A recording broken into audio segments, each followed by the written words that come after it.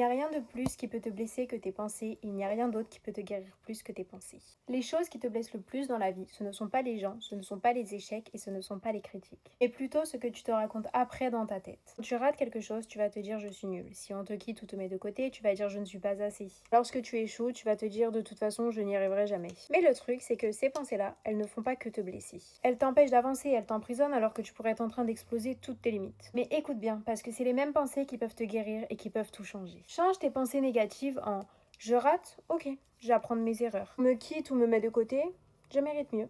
Des personnes meilleures arriveront. J'ai échoué, trop bien, je suis encore plus proche de la réussite. Au lieu de regarder le négatif et ce que tu n'as pas, apprends plutôt à voir le positif et ce que tu obtiens déjà. Et au lieu de regarder les échecs, retiens les leçons à en tenir. Car c'est ça la différence entre ceux qui abandonnent et ceux qui réussissent. Les premiers laissent leurs pensées les détruire, les deuxièmes utilisent leurs pensées comme carburant. Mais n'oublie pas que malgré tout ça, tu dois toujours rester honnête avec toi-même et savoir te remettre en question. Ta tête est une arme, elle peut te tuer ou te rendre invincible. Et ne te mets pas la pression, t'as pas besoin d'être la meilleure dès aujourd'hui, mais juste arrête de te saboter. Remplace le je ne sais pas par je vais trouver comment, je ne suis pas assez par je suis en construction et prends le temps d'admirer comment ta vie va changer. Bisous!